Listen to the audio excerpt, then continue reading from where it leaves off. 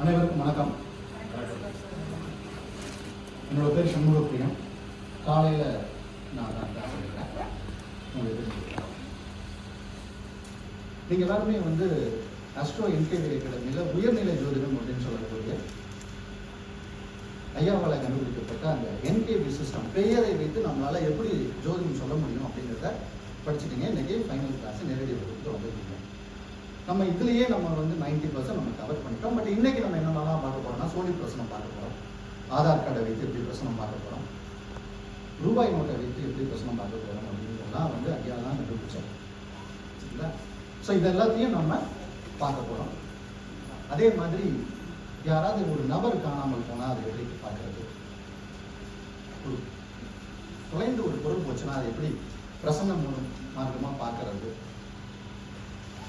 எல்லாருக்கும் ரொம்ப பிடிச்ச உங்க ஜாதகத்துல குபேரன் எங்க இருக்க, பணம், சரியா, நம்மளுடைய பணத்தை சம்பந்தப்பட்ட விஷயம், இது எல்லாத்தையும் நம்ம இன்னைக்கு பார்க்க போறோம்.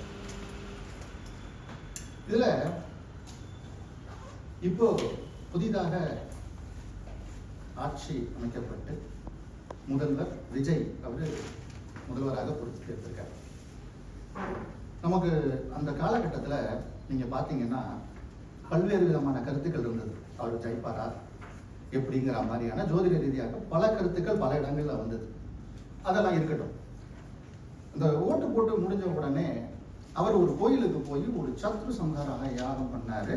ஒரு கோயிலுக்கு போய் நம்ம கிளாஸ்ல வகுப்புல படிச்சிருக்கோம். ஒரு ஜாதகம் இது இது இது இதுக்கு முன்னாடி நீங்க எங்கேயும் கேட்டிருக்க மாட்டீங்க. சூரியன் சனி செவ்வாய் இணைவு அப்படின்னு ஒன்று நம்ம பார்த்துருக்கோம் இல்லையா? அது கொஞ்சம் காம்ப்ளிகேட்டடான இணைவு. பொதுவாக இந்த சத்ரு அப்படின்னா நம்ம என்ன சொல்றோம், நமக்கு எதிரி யாரோ இருக்காங்க அப்படின்னு நம்ம நினைச்சுக்கிறோம்.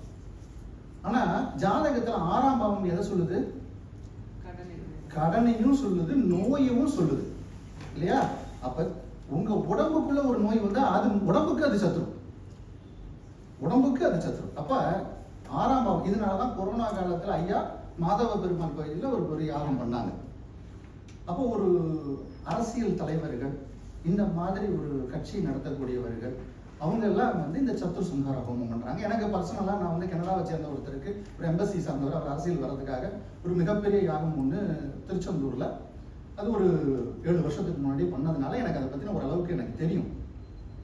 அப்போ இந்த கடகம் அப்படிங்கிற இந்த ஒரு இடத்த நம்ம திருச்செந்தூரா எடுக்கிறோம். அங்க முருகன் இல்லையா? அப்ப அந்த கடகத்துல செவ்வாய் நீச்சமாகும். அது சந்திரனுடைய வீடு. சந்திரனை நம்ம சக்திங்கிறோம். அப்ப சக்தி கிட்ட அவர் வேல் வாங்கினார் இல்லையா? நீங்க அந்த வீடியோ அவர் நீங்க பாத்தீங்கன்னா ஒரு வேல் கோயில் நிர்வாகம் கொடுத்திருப்பாங்க. அவர் வேலோட தான் கோயிலுக்குள்ள போயிருப்பார்.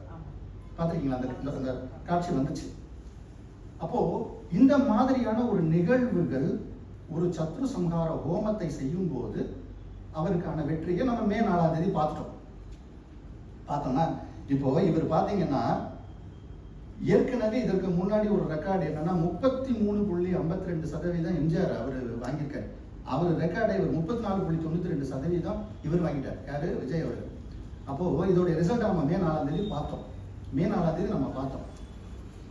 இதுல என்ன அப்படின்னா, ஒரு ஜாதகத்தில் இயற்கையாகவே சூரியன் செவ்வாய் சனி இணைந்திருந்தால் ஐயா சொல்றது என்னன்னா, வருடம் ஒரு முறையாவது திருச்செந்தூர் சென்று சத்ரு சம்ஹார ஹோமம் பண்ணிக்கணும்.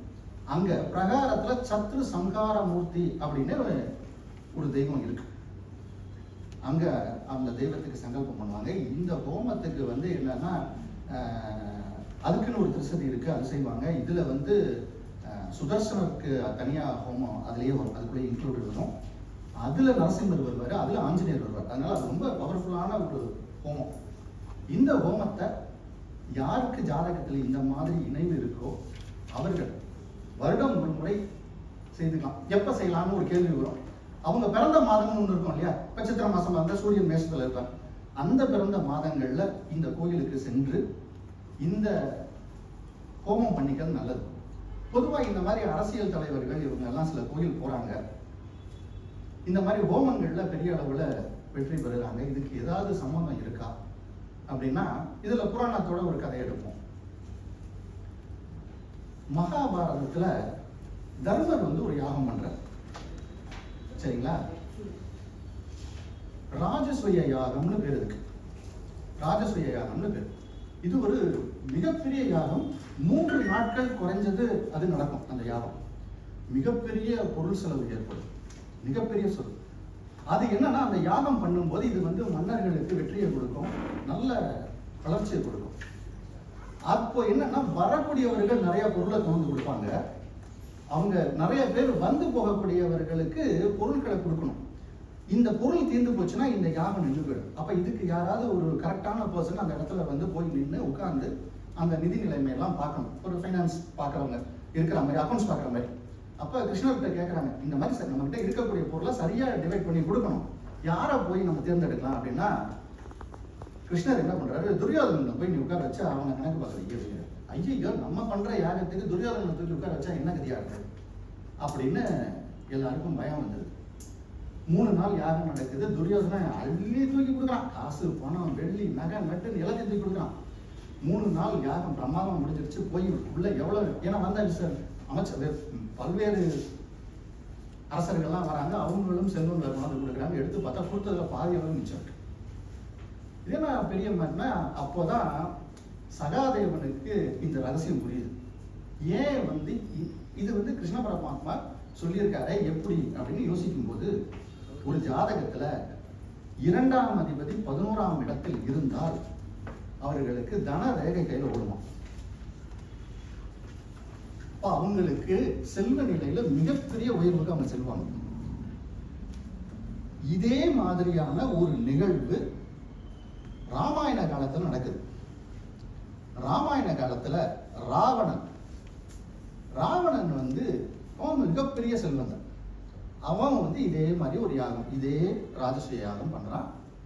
அவன் வந்து பங்காளிகள் அங்க இருக்கக்கூடாது அப்படின்னு சொல்லி, அப்போ ராவணன் ஜாதகத்திலையும் இதே 2 கிரகம் 2ஆம் அதிபதி, உங்க லக்னத்துக்கு 2ஆம் அதிபதி 11ஆம் வீட்டில் இருந்தால் இது செல்வ நிலையில உயர்த்தி கொண்டு வந்துடும். இவர்கள் கிட்டதான் வற்றாத செல்வம் இருக்கு. இப்போ இவருடைய சகோ யாரு, பிரதர் குபேரன் தான் அவரு. அப்ப அந்த குபேரன் அவர் எங்க இருக்காருங்கிறது தான் நம்ம இன்னைக்கு வகுப்புல பார்க்க போறோம். இதுல என்னன்னா, அந்த பணம் சம்பந்தப்பட்ட விஷயத்துல ஒரு சராசரியா ஒரு மனிதனுடைய வாழ்க்கை 90 வருடங்கள்னு வச்சுக்கோங்க. இந்த 3ல் ஒரு பகுதி 30 ஆண்டு தான் ஒருத்தன் சம்பாதிக்க போறான். மிச்சம் வந்து இளமை பெறுமோ, மத்தியமோ, கடைசியில ஒரு 30 ஆண்டு. அப்ப இந்த பணத்தை யார் சரியாக கையாளுகிறாங்க அப்படிங்கிறதான் இதுல முக்கியம். இந்த பணத்தை கையாள தெரியாதவன் காசை விட்டுறான். காசை எங்க போய் விட்டுறான், சீட்டு கம்பெனியில போட்டுட்டு அவனுடைய வாழ்நாளில் சம்பாதிச்ச பணத்தை மொத்தத்தையும் கொண்டு போய் ஒரு கம்பெனியில போடுறது. இந்த மாதிரி யார் ஒருத்தர் போடுறாங்கன்னா, 12ஆம் அதிபதி 2ஆவது வீட்டுல இருந்துச்சுன்னா இது காலியாயிடும். சரியா? சரி, இது வந்து இன்னொரு விஷயம்.